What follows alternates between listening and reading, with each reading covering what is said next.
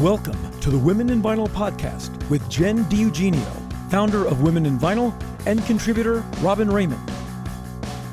This podcast facilitates conversations with those working in the vinyl record industry to educate, demystify, and diversify the vinyl community.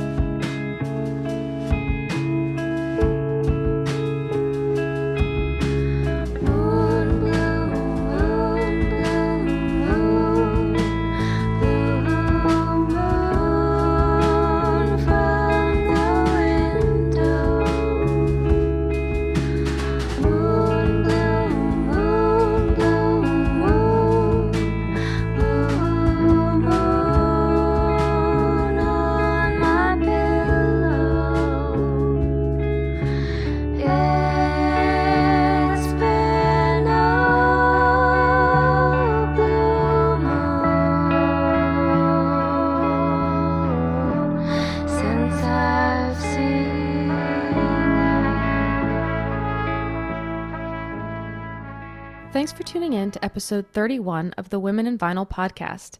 You just heard Blue Moon by Time and the Bell of Portland, Oregon, a musical project of intimate, dreamy folk pop off their record, O Solfrino. Huge thanks to Alyssa and Mandy and Nadine Records for the use of the song. We're joined today by Justin Perkins, an audio engineer specializing in mastering music and sweetening audio for short video productions. After working at several recording studios in Wisconsin, including Smart Studios, Simple Studios, and a handful of others from the late 90s to the early 2000s, he opened his own mastering studio in 2009 called Mystery Room Mastering out of Milwaukee, Wisconsin. Justin also writes articles for the Pro Audiophiles and has several other great white papers, one of which, Vinyl Recommendations, spawned this conversation. Check the show notes to read the whole thing. Justin, thanks for joining us. Yeah, thanks for having me. There's no shortage of middle-aged white dudes on the internet with opinions about vinyl, but I figured it's your podcast, so you can have anyone you want on it, whether it's women or not. So here we are. Yeah, I mean, we loved your white paper / manifesto and are trying to start this year's or this season's podcast with breaking down some misconceptions and misinformation, and we appreciated the shout out at the end of that as well. So thank you. Absolutely. Yeah, I got it. No problem. I got a double shout out. So you did. I'm duly impressed. Yeah. Well, I felt like I had written enough and, take it from I really liked the episode you did with Jet Galindo. I pretty much agreed with everything she said. And I was like, well, listen, don't just take it from me. Listen, here's a second opinion from someone that actually cuts, lacquer and he's doing it too. So it's kind of like a reinforcement of, what I was already saying. And, I send people to your podcast often, that want to deep dive into vinyl. That's awesome. The world of vinyl. Yeah. Thanks, man. We appreciate it. No problem. Yeah. So for everybody, this is Justin Perkins of Mystery Room Mastering in Milwaukee, Wisconsin. Yeah. So yeah, we are doing this season is the Flamin' Hot Cheetos version of the Women in Vinyl podcast, where we are talking about hot takes and spicy takes and spicy topics that generally a lot of people have opinions, whether they are ill-formed or completely well-researched, and they live them. We obviously came across your little white paper that you put on your mysteryroommastering.com, and we wanted to get you to expound on it a little bit. Yeah. Speak the truth to the people. So for those that haven't read it, it's called Navigating the Vinyl Manufacturing Process. And I think for those of us in the industry, we thought it was super welcome. I mean, I know I have iClips that are constantly just like, here's this link again, here's this info again. Mm-hmm. So what was the thing that was sort of the breaking point, or that made you really feel like I have to put this out there because you found that you were explaining it the most?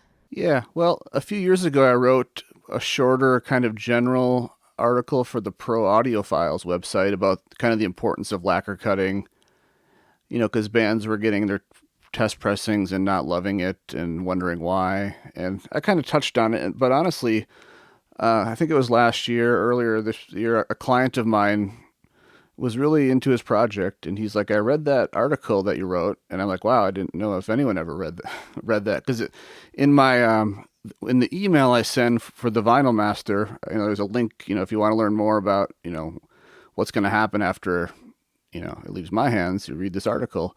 And I was like, wow, I didn't know anyone actually clicked on those links and read that stuff, so I should make a better one maybe. And with the Pro Audiophiles, I didn't really want to endorse any other certain companies and things and people because it's more of a general article. But I found that I was writing the same email over and over to my clients, when they ask, who do I recommend for vinyl? And it was kind of evolving a little bit, a little bit before the pandemic, and certainly during the pandemic, my email was kind of evolving based on who's the least backed up and things like that. And so I just thought, let me just put everything in one place. And originally I was thinking of making it more of a private page on the website where, I can put it in my email templates and my clients can find it. But I decided to make it a little more public. It's still slightly hidden on a different page, but you can find it on the website pretty easily. So yeah, basically just wanted something that I can just link people to when their project is done or when they're waiting for me to finish it and deciding who to use for vinyl, because it's a big decision and it's not inexpensive to get vinyl made, to generally speaking. So I want people to be happy with the result. Did you find that it really evolved over the last time that you wrote it to when you rewrote it? Yeah, well, the email is what was evolving, the private email that I was sending to clients, and I was kind of rewriting it or trying to find the last person I sent it to and copying and pasting it and then seeing if anything had changed. And I was like, this is getting ridiculous. I should just make a web page with links to stuff and kind of spell it all out. And, it was long overdue. I'm glad I did it. And again, I wasn't sure if I was going to share it publicly, but my website guy made it look kind of nice on the website, and he formatted it nicely, and it actually looked presentable. I'm like, okay, I think this is worth sharing. It's good to have new posts and content, as they say, once in a while. So I just thought I would share it. I didn't know if anyone, what would happen with it, but some other people in the industry, some other cutting engineers and people that runs record labels started sharing it. So it took off a little bit. It got a lot of traffic, and it's something I can just keep updating. And again, since it's on my website, I'm comfortable giving out, specific places or names that I've worked with personally. That I've had good results with. Well, I mean, and you've done over 1,000 records. So I feel like you have a pretty good understanding of where you've had good results. So, I mean, yeah. And, like I said, it started out as, why do some of these records not sound amazing? And I learned a lot, this is probably more like 10 years ago, but, sometimes I think back to when I was in like the late 90s, our high school band, we put out a 7-inch. I have no idea how that got made. I mean, I technically mastered it because I was the last person that touched it, but it was a split 7-inch with two different bands, and I have no idea what their side sounded like or how loud it was compared to ours. And whoever cut it probably had to do some adjusting. This is before the internet. It just kind of blows my mind how stuff got done back then. But again, then in the 2000s, I'm mastering more, and bands are doing more and more vinyl and having questions, just the typical stuff, like one person thinks the record is the wrong speed, but it's their turntable that's the problem. And the issue is you can relate to that currently. Yes. Yeah, yes, Robin was just having that issue. Well, I mean, and I think, the reason it happens, in my opinion, is because, if you go buy someone's album and you put it on, you just listen to it and enjoy it, you have no idea what the original master sounds like. But when you're working on your own album and hearing it digitally over and over for a long time, through the recording, mixing, then suddenly you hear the vinyl, you're really sensitive to any pitch and speed changes. And you're like, this is, the timbre is a little different on the voices and instruments. You're like, something's not right. And then that's when you realize, well, at first you think it's your test pressing and freak out, and then you Yes, realize, exactly. Yeah, it's always got to be the record's problem. Yeah, maybe my turntable is not super accurate. So, learning how to kind of politely navigate those things that come up, and say, do some troubleshooting, to the point where now I have a kind of insane turntable that lets me, and in fact, this morning I just did it. I met one of my clients last night at a show and got their test pressing and made a recording this morning of it, and sent them, a digital transfer of the recording I did here so they can compare with what they've been hearing on their table. And that's actually a great segue to one of the questions that we had was like, I find a lot of times when people have an issue with their test press, it almost feels like a he said, she said type situation where it's like this endless loop of like, well, it wasn't me who was cutting it. Well, it wasn't us who were plating it. Well, it's not us who are pressing it. So, I mean, do you see that happening often, and how would you advise someone to maybe get to the bottom of it from their side? I do see it happening. It tends to happen, and I know you talked about this with Jet, but when you have a vinyl broker involved, and like she said, brokers can be great for some people that need a little hand holding through the process. If you want to make one phone call, get the whole record, the sleeves, the artwork, the cutting, all done under one person, that's great. They're kind of like your general contractor, but that's when you can kind of get in situations where the broker has to now call a variety of people to see kind of where the issue is. But when you are kind of working with a pressing plant that who's cutting it, or hiring your own cutting engineer, I have some clients that they hire their own cutting engineer, their own plating and pressing plant, so they know all the ins and outs and how things work. And that's a lot easier to get to the bottom of whatever the problem is, because I find that the people doing the work don't necessarily point fingers, because they can't really hide at that point, but the vinyl broker can kind of just navigate the waters.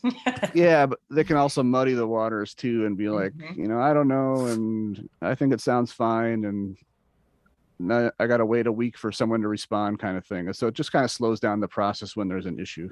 Yeah. Well, and that's kind of like, as a one-stop shop person, which like that is my distinct problem right now that I'm still kind of trying to deal with. There's a label that I did a test cut for, and like I think that's the genius part of being a lathe cutter, because I can be like, here you go, and it doesn't have to be plated, and like nothing has to really happen. I just send out the record, and I'm like, I welcome your feedback, because I always do.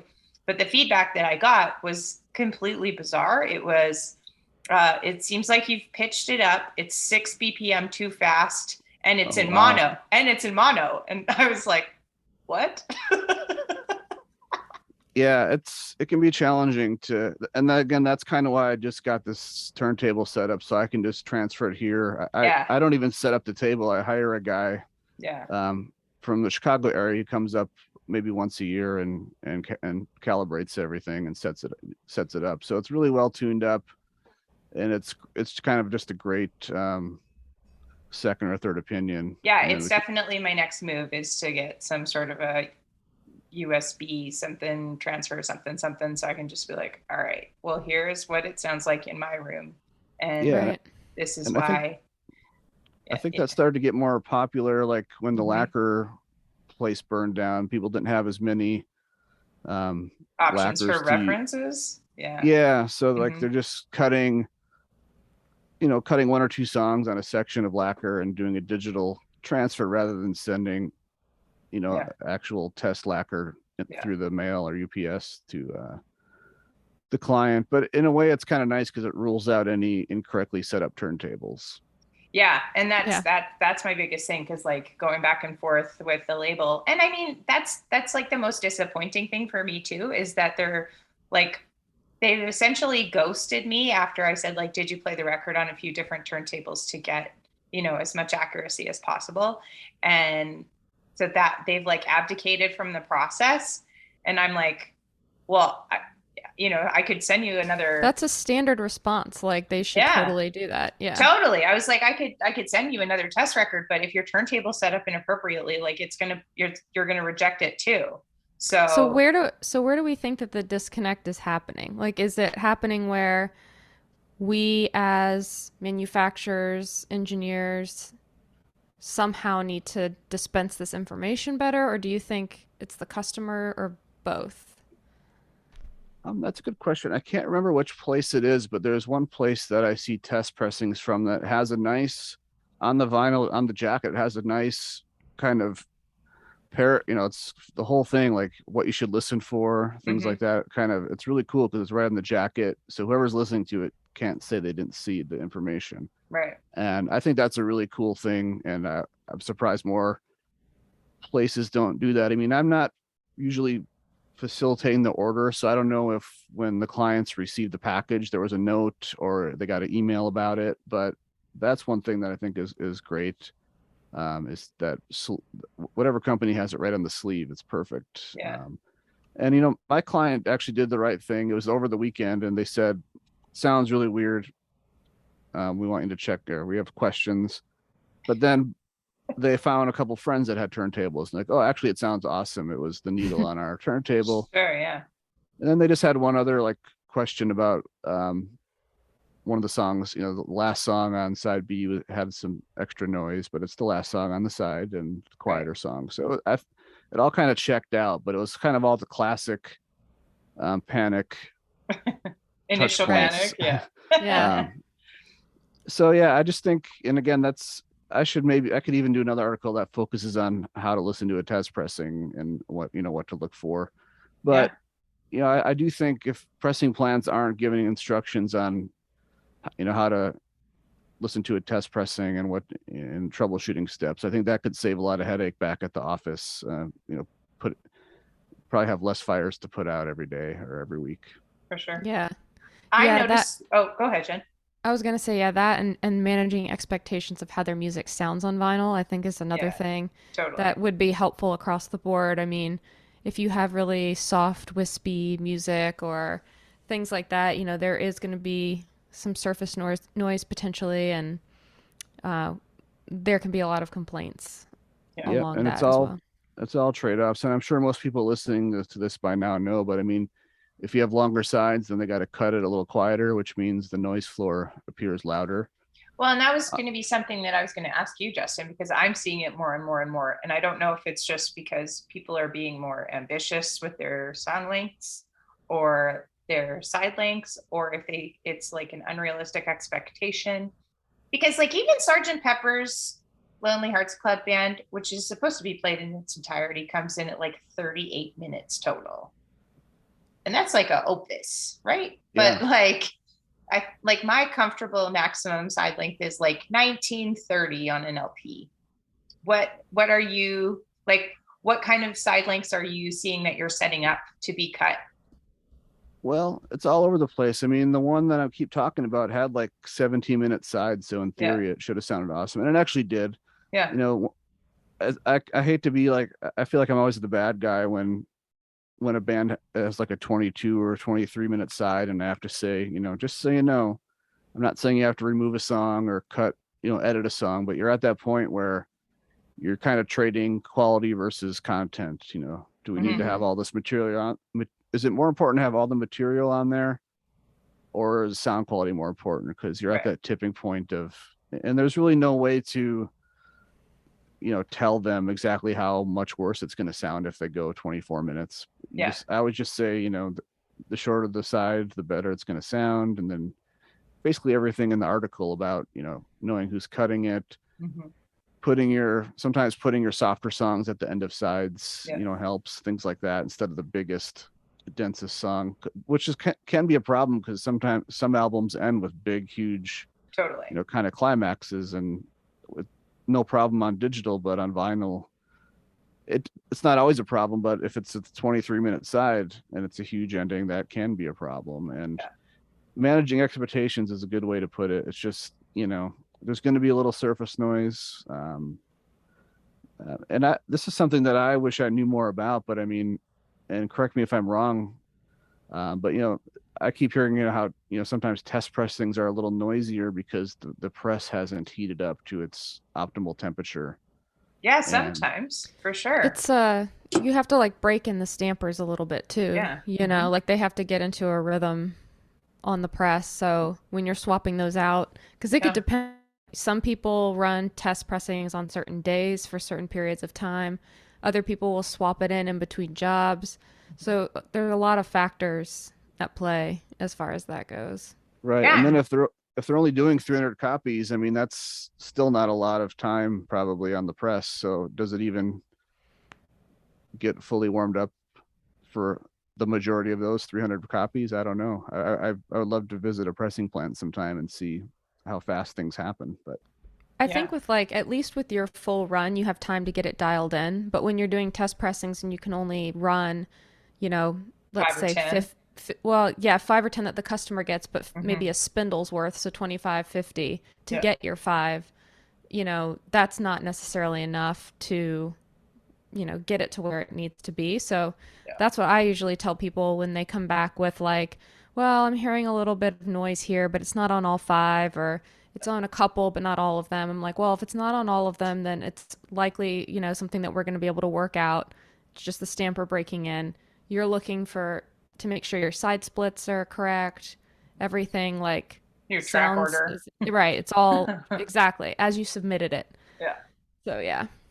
I try to tell clients like the test pressing is not really a place to be nitpicking the tone so much. I mean, if Hmm. there's a major problem, that's a red flag, but it's kind of too late to be, that's really why you get a test cut, a test lacquer cut, or, Yeah. make sure you're hiring the right person. Sometimes I feel like I'm the dentist where it's like you're giving advice and no one's listening to it until it's too late, because it's not fun advice, but then they, Totally. they kind of blow it off and use a cheaper place, and then suddenly they're not happy with their vinyl, and then they wish they would have taken some of that advice. But again, it's kind of too late because they have to start over and they're already into the cost so much. So then you keep it in mind for the next record, basically, is what happens, I think, in a lot of cases.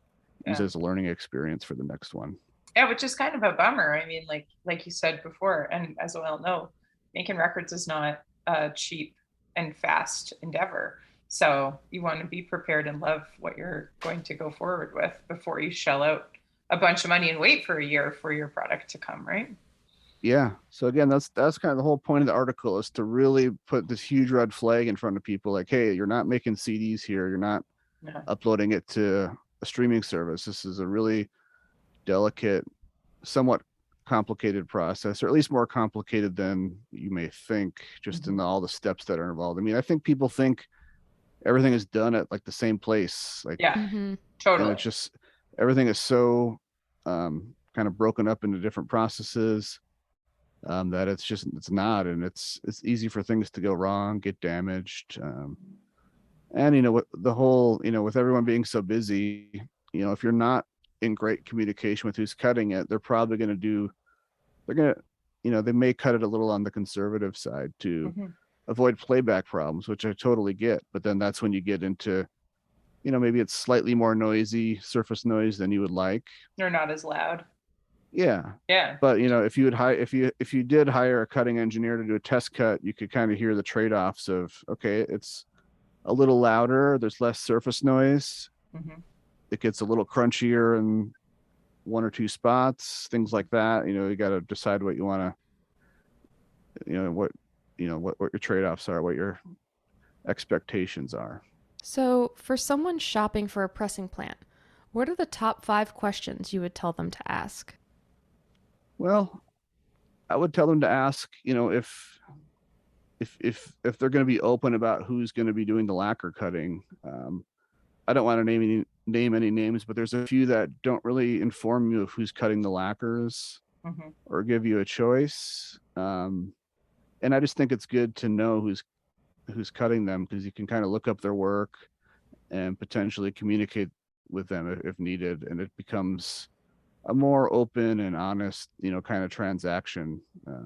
Whereas if they're just kind of blindly farming it out to whoever's least busy, that's not always the greatest for it doesn't always, turn out bad, but it's not the greatest approach if you're really concerned about sound quality. So, Hmm. and I even know of a vinyl broker in my area that's very open about who they use for cutting, because they understand that that's important to the process. Well, that's good.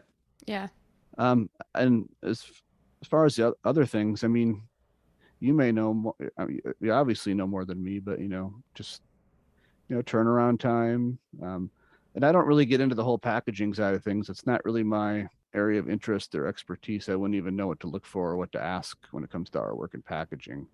But I'm sure those things would factor into it too. How thick cardboard going to be, colors and things like that. I know Yeah. that can. Yeah. I mean, I think, one of the things that I appreciated in your piece was kind of about, short turn times. You might question if someone's able to do it super fast. Why?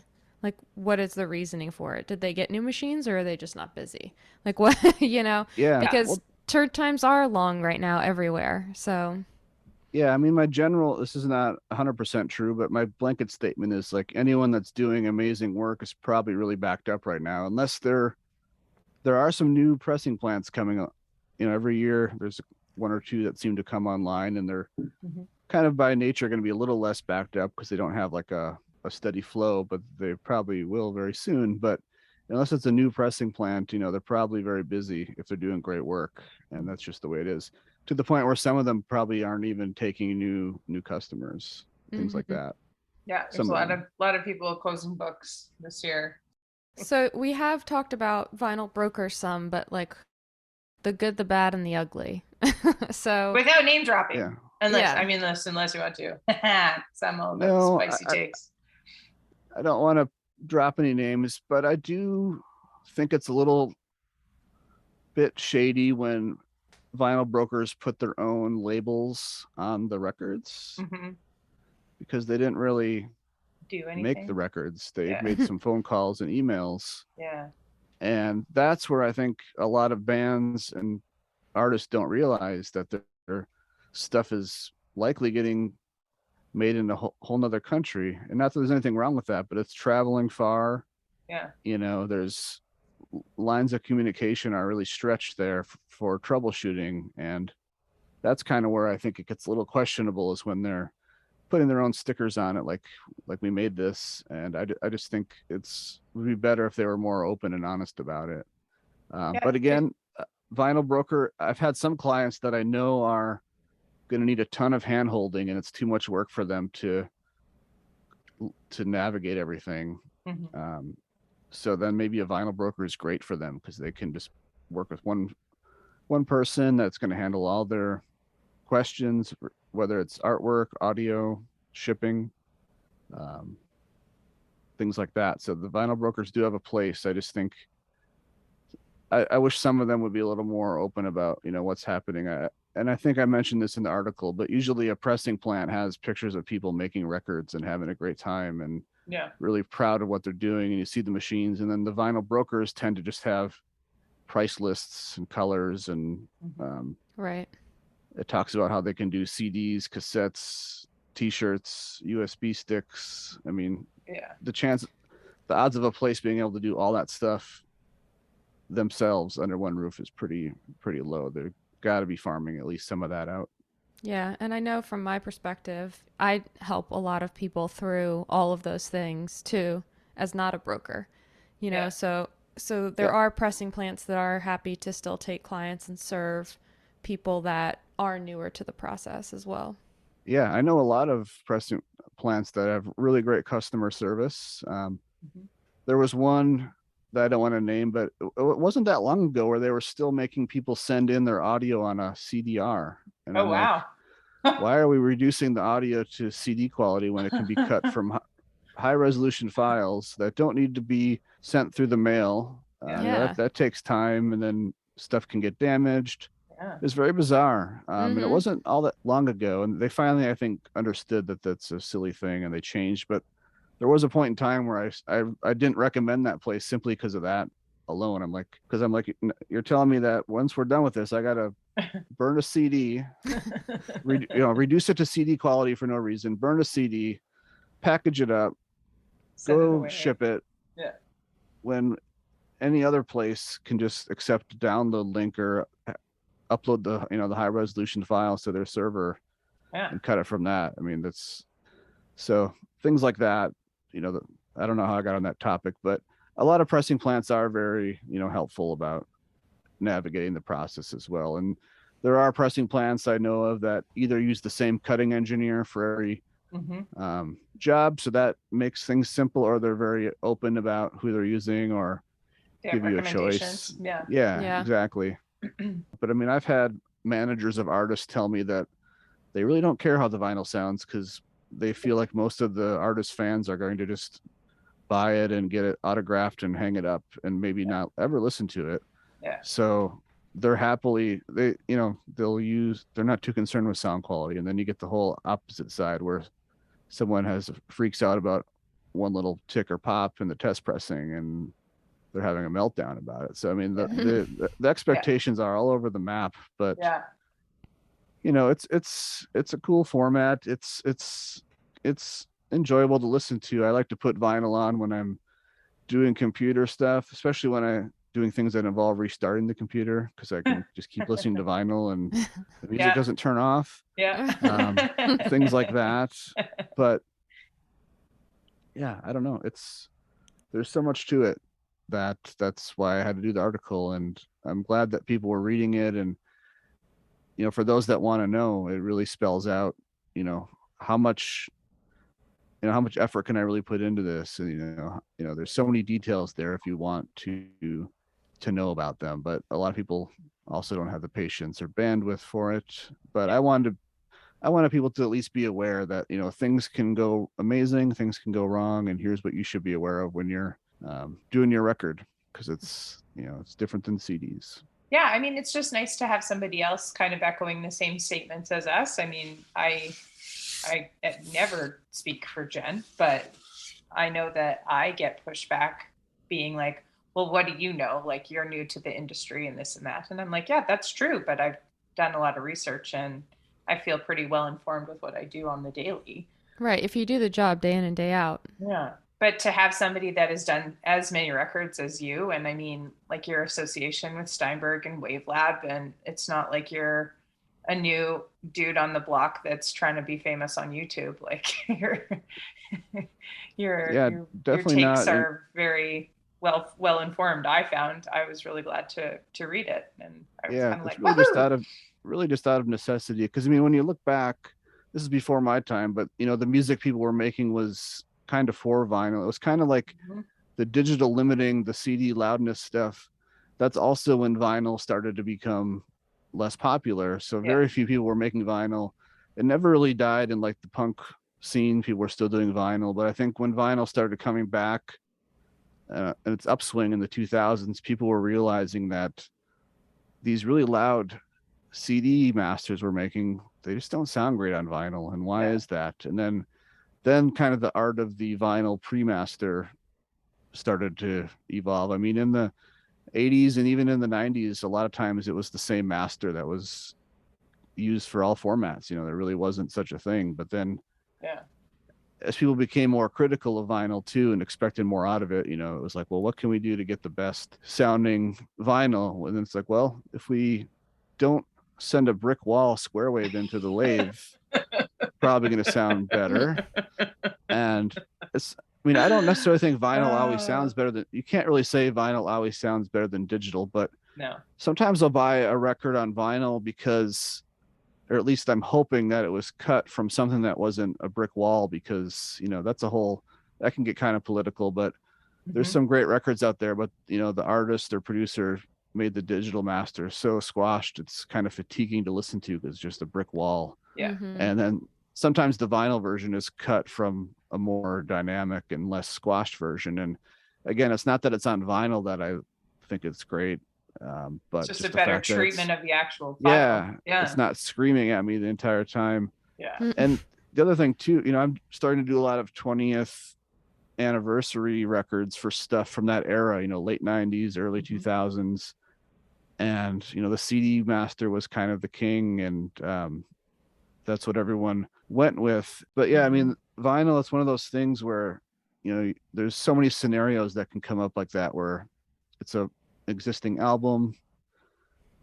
I feel like a lot of 90s records are coming out in deluxe versions that are now double LP, because they know that people are going to buy it. There's an audience for it now, and it's not a experimental new release that they hope sells. I've gotten a number of projects from younger bands that have never done vinyl, and they submit a project form and they check the little vinyl box. Then I look at the runtime and it's like 55 minutes, and then I have to have the conversation of like, sorry, I'm giving you bad news here, but it's just not going to happen. Yeah, it's like one of the first 2 questions that I ask anytime anybody sends me an inquiry, and I'm like, what's your runtime? And then I'll tell you what's up. But like, but it's just like an inappropriate understanding of the medium too, where it's like they don't know how they think a 10 minutes can go on a 7-inch, and I'm like, no ma'am, like that, you don't want to do that at all. Holy crap, don't even get me started on 7s and 40, how they should only be 45s, but like it's problematic with that. And I'll get pushback. Someone will be like, well, I have a Pink Floyd album that's got like a 27-minute side. I'm like, well, you know what? Pink Floyd was using the best, most expensive, everything, unlimited budget. And also, you don't know how much better it could have sounded if it was only 19-minute side. Your only reference point is that. And it's fine. It's just all trade-offs. And you're actually, I can't say the band, but I can't say the name, but there's a software company that's making, well, there's something that already exists. I think it's called Perfect Groove. It is, yeah. There's someone that's making something like that, but a little even, I think, cooler and more useful for the average mastering engineer to kind of predict, what the grooves are going to look like and how closely you can pack them. And I think that's going to help people like myself and even cutting engineers, figure out how well things are going to work on vinyl before you actually make a cut. And it'll probably be out within the next few months to a year. Yeah, I have a version of it that works, but it's not ready for public release yet.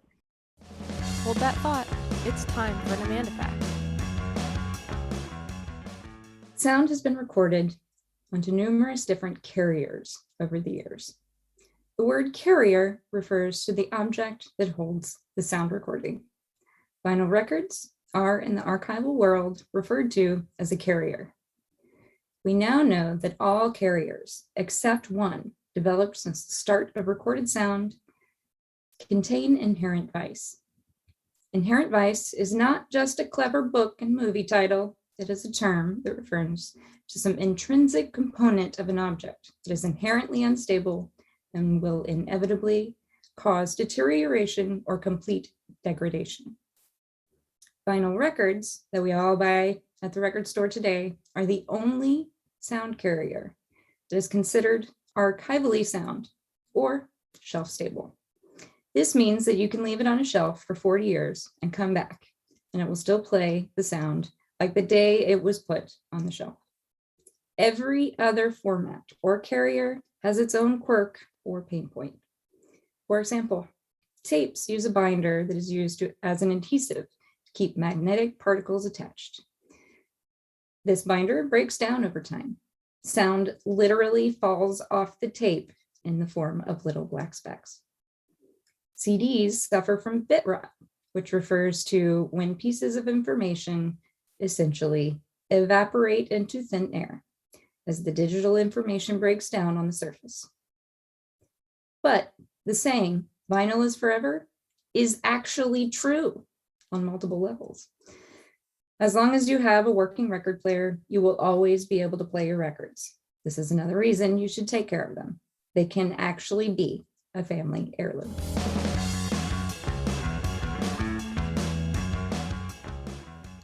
Are you a producer, engineer, or broadcaster?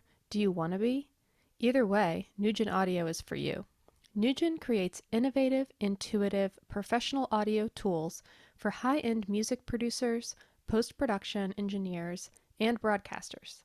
Their products make it easier to deliver better quality, save time, and reduce cost. As a Women in Vinyl podcast listener, you get 20% off your Nugent Audio purchase using code WOMENINVINYL. Go to nugentaudio.com/womeninvinyl. And now, back to the episode. One thing before we sort of wrap up is you mentioned Mobineko as a Mhm. plan B, and I was wondering if you could talk a little bit about what you know that they do and why they might be a good option for people. Yeah, it's interesting. The guy that does my website also has a small record label, and he's in some kind of Facebook group for small record label people. Oh, And he cute. came across Mob and Neko in that group and tried it out on a release, a very small release. So it's a good experiment. He's like, hey, I found out about this place called Mob and Neko, and I'm going to use it. And then I went to the website and I thought it was really cool that you can choose from a handful of cutting engineers. Two of them were that I recognized the name Mhm. of, and I thought that was really cool compared to like a vinyl. I hate to keep talking vinyl brokers, but a vinyl broker where you get no choices basically. So he did it through Mabineko. It came back relatively quickly. This is a little bit before everything got extremely backed up, and I was really impressed with the sound quality. And but it was also an oddball record. It was like synthesizer music. Mm. It wasn't like full band playing or anything. So it's a little bit strange. So he did a couple more through Mabineko, and they kept coming back sounding. I was being a little pessimistic, but it exceeded my expectations with sound quality. Nice. And I don't know how they're doing it or what they're doing, and maybe one of you or both of you know a little more, but I believe their presses are in Taiwan. Yeah, But they have a U.S. cutting engineer, Levi from Black Belt. There's someone in the UK, and there's a couple other ones that I just don't know the names. I'm sure they do good work. I just don't know anything about them. yeah, we're hoping to eventually get Richard on the podcast because they're doing really quick turn stuff too, short run, quick turn, but pressing. So I'm really curious to learn more about their operation because they sort of just popped up out of nowhere, and I have been hearing good things as well. Yeah, and I've exchanged some emails with them, and yeah, the Express one, it's some kind of press that they designed themselves, or it's a new thing. It's a kind of a new way of doing it, which I wish I knew more. So hopefully you can have them on to talk about it. Mhm. Yeah. With the Express option, you understandably don't get to pick who cuts it because they just don't have. They probably just want to get it through as quickly as possible because it's Express. But with their normal ordering system, you can pick who cuts it, and they're still relatively fast. So that's why I tell people, and I feel bad calling it a plan B, but it's a little bit just more of a Express option. But I'm I'm increasingly and continuously impressed with the results. So I may have to reword that. It's just kind of like you said, it's a newer operation, did kind of come out of nowhere, but I'm pretty impressed with the results. In fact, I'm telling some of my favorite bands and clients to use them because some of the usual suspects that do great work are quoting a year out, and that's just not realistic for some people. Some people don't really have a Right. deadline because they're not doing shows anymore, and it'll come out when it's ready. But other people that want to have it for a certain tour or event or things like that, then I'm really confident recommending Mabineko because I've just been impressed with everything. I haven't heard a bad record from them, basically, and the customer service seems pretty on point. I don't really communicate with pressing plants, but one of my clients is a little bit, I don't want to say needy, but has a lot of questions, and they were very, responsive to his questions, and to the point where he said he was happy with it. So if he said he was happy with it, then they must be have good customer service. Yeah. The name also translates to mobile cat, which I appreciate. I did not know that. Mobile cat. I wonder why they picked that name then, because they're not really mobile or have anything to do with cats. But Well, to wrap up, Robin, do you want to ask our question? Yeah. So, Justin, because you're obviously a fan of podcasts, duh, you've probably heard the random question that we asked most of our guests. I know what it's going to be, and I feel really stupid for not thinking ahead of what. That's my favorite. I love it when people say that because it's much like I love it that it's off the cuff because then you get your most authentic answer. But because you're a mastering engineer, you could also probably just create your own specialized 7-inch record. So if you could, I mean, and you were very, very diplomatic in not mentioning what your band name was that you made a bunch of 7-inch records for. So I would love to know what that is, because I would like to see if it's on the Discogs somewhere. I don't know if it is on Discogs. A friend of mine found it at a record store somewhere on the West Coast and sent me a picture. Oh, that's awesome. And I don't think I want to name it because it's that bad. It's so bad. I can send you a link to something that's less bad. That's not as old, but awesome. I would love that. That one is bad, very bad. But if you could make your own custom 7-inch, what would that 7-inch record have on its A and B side? Man, that is extremely tough, and I'm so dumb for not thinking of this, because I do listen to the podcast and I've heard other people struggle with this. Yeah, it is a struggle, man. It's one of those. It's better than the island, like the desert island question, I think. Though. Yeah, I'm just gonna have to be honest. I don't have a great answer for you right now. I am so busy with music, other people's music, that I don't get to listen to much music. I listen to a lot of podcasts. Yep. In the times when my ears are occupied with music. I don't know. I'm gonna be totally lame and not have a great answer for you. I mean, I do enjoy listening to jazz, which sounds kind of lame, but what I like about it is there's no lyrics, and I don't know how to play it. Like, I can play music. I started as a bass player, but I don't understand jazz at all. Like, I can listen to a lot of pop songs and pick out the chord progression. And things like that, but jazz, it's like this whole different language, and I have no idea. And that allows me to enjoy it as a listener, because I'm not really thinking about anything technical or musical. So who's your jazz guy? Well, the big one that came off of Record Store Day is this Art Pepper release. It was one of the Record Store Day releases. I listening to a lot of that. You helped with that? Yeah. Oh, really? Awesome. It got on some of the audio board nerds. It got like extremely high praise, to the point where I paid way too much money for it after Record Store Day, because I didn't actually get it on Record Store Day. But that was like the home run of this past Record Store Day, is the Art Pepper one. So nice work on that. Yeah, it's through Omnivore Records. Cheryl is the owner of that label, and she is fantastic. Nice. Yeah, she's also from Milwaukee, although she and I are a little bit apart in age, where I didn't know her in her Milwaukee days, but I have done some work with her in more recent times, now that she's in Oregon now, but when she was in California. So yeah, nice. I didn't know that Cheryl was involved with it. That's crazy. So yeah, basically just a lot of the classic jazz stuff is fun to listen to in the studio when I'm not, actually working on stuff. So it'd probably be some either a podcast or jazz I would put on.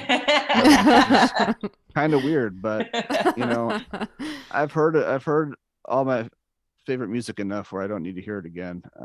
That's fair. Awesome. And your podcast, of course, is great. Obviously, I didn't know there was so much one could talk about with vinyl, but I guess I should have known better. But it's been a cool resource to link people to. Like I said, I'll get that kind of client where they're going to do vinyl in the coming months, and I say, well, if you should take in some of these episodes and get some deeper dives into all things vinyl, whether the packaging, the audio, we super the appreciate the process, the expectations to be aware of. It's not something you can explain in a couple sentences. It's true. Totally. Thankfully, because this would be a really boring podcast if we could explain it all in a couple of minutes. Do you have a release that is coming out right now that you're excited about, Justin? Well, I've done that a you lot can of stuff. talk about. I've done a lot of stuff for the Replacements, who are from Minnesota. Awesome. One of my favorite bands, and lucky to actually start working with them on a lot of their reissues. And we're about to start another one. I can't actually say the name of it because they like to keep it a surprise for the fans. Kind of like how Bob Dylan is just kind of randomly reissuing his records in no particular order. That kind of thing. Yeah. So we're not going in order. We're just picking and choosing. Cool. I just did do you know Ricky Lee Jones? I don't. Mm-mm. She's well, maybe that's a bad one, but I like kind of doing this stuff where she's like a blues folk singer, and she had kind of an obscure record in the 90s where she did like some trip hop looping stuff back when it wasn't real popular, and you wouldn't expect that from her. So that's been a fun one. That's something I just finished up, just because it's not on the streaming services, but it's also 57 minutes, so it's probably not going to be on vinyl. Right. But at least it'll be on the streaming services. But awesome. Well, thanks so much for joining us, Justin. Yeah. Thank you for your time. Yeah. No problem. Thanks for having me on. Thanks for doing such a great podcast too. It's an awesome resource that, again, I point a lot of people to that want a deeper dive into vinyl. Well, and for all of you technical-minded people out there, Justin does a lot with WaveLab, and I've learned tremendously a lot of mastering things because you explain things in such a way that it makes sense to me, and I really appreciate that. So, well, that's good to hear. Like I said, I don't do it to be famous. I just honestly was getting so many questions. I'm like, I better just make videos so that when it's 3 a.m. and someone's stuck, then they can just watch this and solve their problem. Well, That's I mean, awesome. And that's the thing. You're the guy that's speaking truth everywhere you go. So whether it's white papers or YouTube or whatever, it's awesome. It's always a very balanced and measured understanding of things, and I super appreciate it. So well, maybe I should cool it a little bit then, but I'm glad you appreciate it. But no way. More dial it back a little bit. Content. More spicy takes. I had a lot of people ask me about what I thought of your article too. So I was pumped. I love it. I love it when we get the community talking. It's my favorite thing. So and I found a lot of times it's stuff I wasn't trying to do any of that. I just wanted to put some together. Sometimes it's the stuff you're not trying to do that ends up taking off a little more. And then if you try to actually write something that's going to take off, it just goes nowhere. So that's how it goes. But anyways, I know it's been a long day for everyone, so let you go. But thanks for chatting, and keep doing what you're doing. Thanks, man. Thank you. Really you. Appreciate you. All right. Have a good evening. Thanks. Bye. You too. Bye. Thanks for joining us on the Women in Vinyl podcast. You can join our ever-growing list of sponsors, other record labels, Selector, Couple Design, Eargasm, Groove Washer, Glowtronics, New Gen Audio, and Vinyl Revolution Record Show. And thanks for sponsoring the show. Hey, as always, you can join our conversation on Instagram or send us a note at media@womeninvinyl.com. Clock us, send us info. If you have a question, we got the answer, or we'll find it. We won't lie to you. And check out womeninvinyl.com for past episodes, the store, the job board, and the library of resources. Don't forget to like and subscribe and give us a review on your favorite podcast delivery method. You can also contribute to furthering our mission at patreon.com/womeninvinyl. Hey, guess what? This episode, 45 minutes. You know there was more. You want more? You get more. Go to patreon.com and you can get more.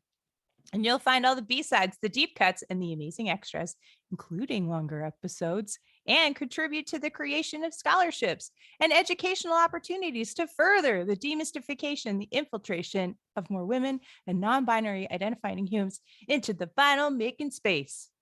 Decreasing those turnaround times every week. Yeah. We love your records. We want you to love them too. womeninvinyl.com. This episode has been brought to you by Women in Vinyl and Red Spade Records. Thank you for listening. Please remember to subscribe, and you can always contact us directly by visiting www.womeninvinyl.com.